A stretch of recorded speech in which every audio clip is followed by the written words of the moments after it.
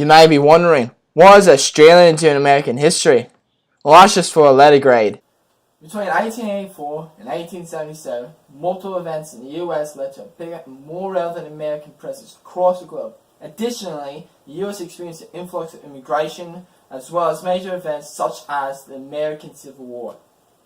There was a general support for the Manifest Destiny, the ideology that Western expansion across the U.S. was justified and inevitable among the American people. Advocates of the Manifest Destiny declared that it was the Americans' duty to expand and claim the rest of North America.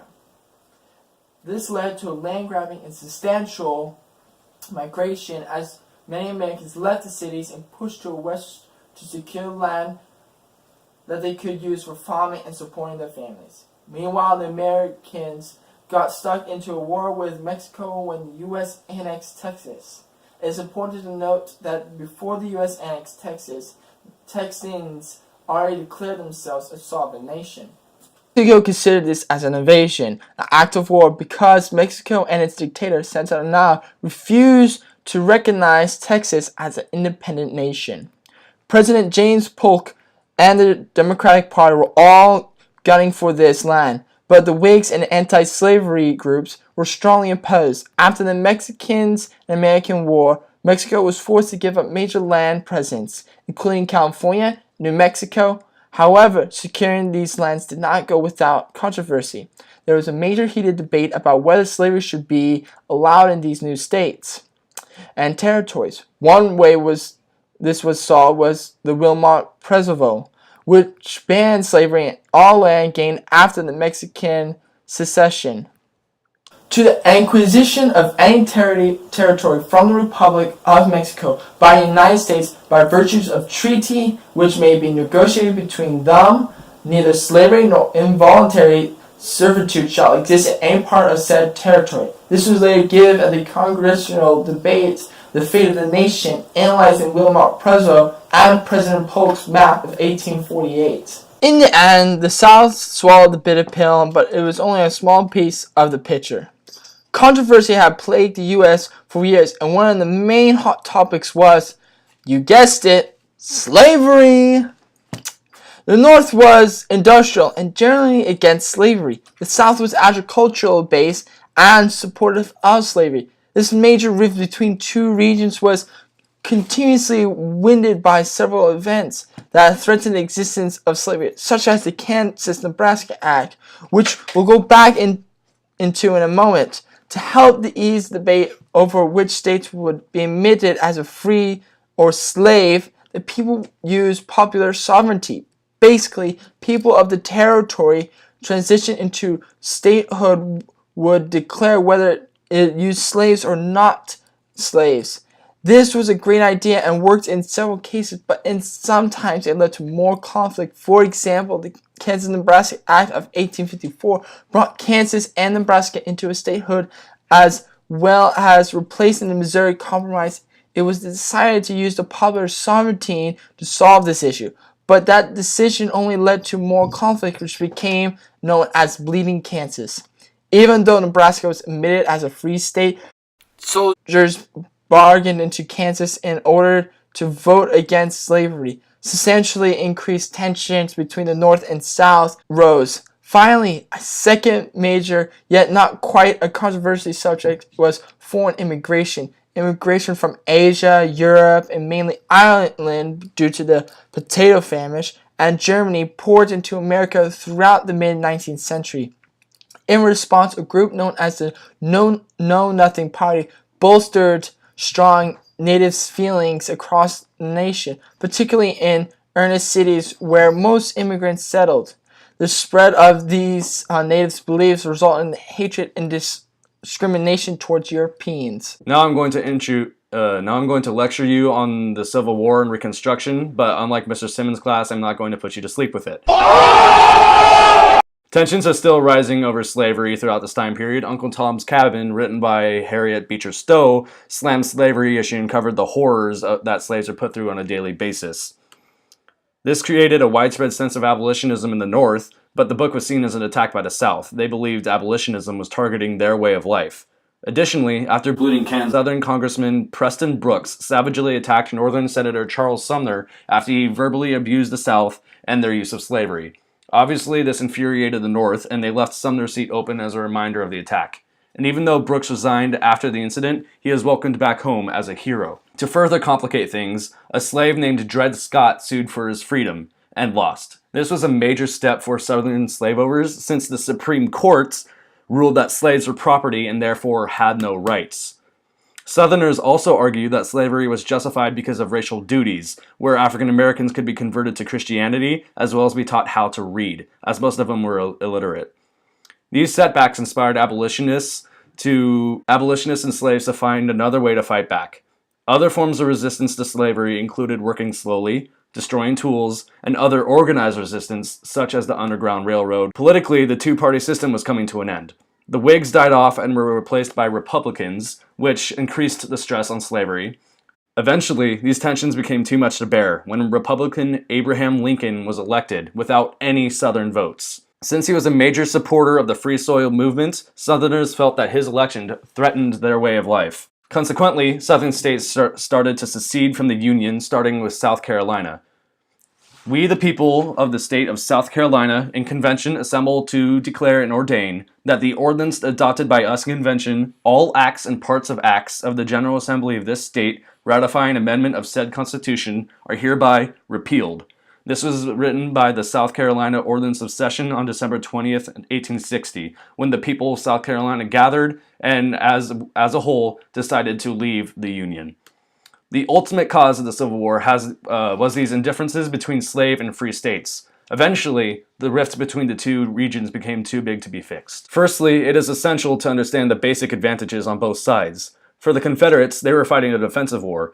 All they really had to do was hold out long enough for the Union to decide the war wasn't worth the effort. Additionally, they had better generals than the Union. Stonewall Jackson, for instance, was willing to take risks when others were wanting to retreat. This resulted in many battles being won for the Confederacy on Jackson's behalf. This was a common theme throughout the entire Confederacy. You saw that their generals were much more experienced than the Union generals, as the Union generals were often young and inexperienced and didn't know what they were doing. On the other hand, the Union was industrial-based, which meant that they had the better economy than the South, which was based on agriculture. They also had greater manpower, leading to an overwhelming amount of troops that the Confederacy could just not hold against for long. The last major advantage was Lincoln. He was an amazing leader that was not afraid to take risks, and most importantly, he was smart. He knew what to do and when to do it in order to have the greatest effect. The best example of this was the Emancipation Proclamation, which freed slaves in the rebelling states. The goal of this proclamation was not only to get slaves to fight back, but also to hurt the morale of the South. And it did its job pretty well. Confederate soldiers began to question the use of the war. The Emancipation Proclamation also changed the goal of the war. Previously, it had been more of a conflict to preserve the Union. But after Lincoln issued the proclamation, it became a war on slavery.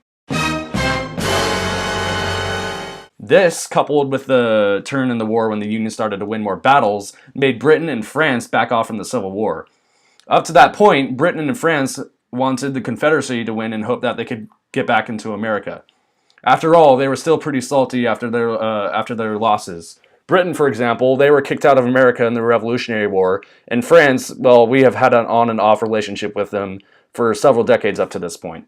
A second major effect of the proclamation was slaves escaping the plantations to flee north and enlist in the Union. Take, for example, the 54th Massachusetts Volunteer Infantry Regiment. As if this wasn't enough, Lincoln managed to reunify the country with powerful speeches, such as the Gettysburg Address. By the end of the war, the Confederacy had lost its military advantage. The Union had adapted and gotten better generals and more victories, as well as militaristic strategies such as Sherman's March that butchered the South. After the South surrendered, Reconstruction began. The goal was to reunify the North and South, as well as pass legislation to help ease the process. The big question was how was the problem of slavery officially going to be solved? The immediate response was the 13th Amendment, which abolished slavery. This was closely followed by the 14th and 15th Amendment, which granted citizenship and the right to vote to African Americans. This was a double-edged sword for the suffrage movement. For women, this was a good sign of progress, as the African Americans were now able to vote, which means that, hey, women might be next. However, it was that point that was bad for them. They were not included with the 13th, 14th, and 15th Amendment, which means they still could not vote. Obviously, this led to a lot of angry women and, in my opinion, led to an even greater surge in the suffrage movement. Furthermore, freed slaves were not really free.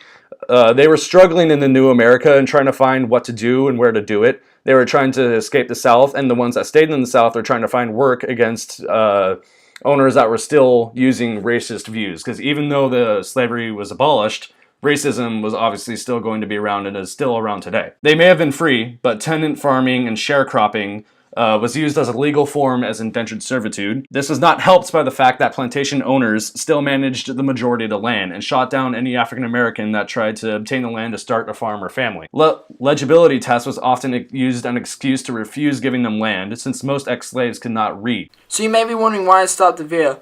Well, big surprise, we forgot to make a conclusion. So, Justin, with his great mind, and thank God, he decided to make up a conclusion on the spot with the video camera. So if it seems a bit wonky, please forgive us. We forgot to do this one thing, but he ties it all back on the spot. So in the meantime, just please sit down, watch the last minutes, and enjoy our conclusion. Between 1844 and 1877, there was also a lot of advancement in terms of technology. Between 1844 and 1877, there was also a lot of advancement in terms of technology. The use of railroads sprang up all across the country, starting at first on the East Coast and spreading all across the West, which butchered Native American tribes and also herds of animals such as the buffalo. American citizens would often be on trains and they would shoot buffaloes as they rode by. Obviously, this has a very big impact on the environment. There was also more technological advancement besides transportation. During the Civil War, there was the use of the Manet ball, which is a new kind of bullet. In the Revolutionary War and up until the Civil War, most muskets were musket-bore rifles, which meant that the bullet was circular and did not spin as it exited the rifle. As a result, the bullet could come out at any certain angle and therefore would most likely miss its target, which made the muskets very inaccurate. However, at the Civil War, the Manet ball was introduced. It was rifled, which meant that the bullet would spin as it left the chamber. This made the musket a lot more accurate and a lot more deadly. The bullet, not only did it spin, but once it hit, it splattered, in a sense, upon impact. It flattened out and caused internal bleeding. This was much more dangerous than any kind of bullet the world has experienced up until this point. Thanks for watching. This has been APUS History. It is hell, so I advise all people going into this class, think carefully before you do. And if you get Ryan Simmons, just tell me no Justin Bittinger and he'll hook you up with that A. See you next time. Got it.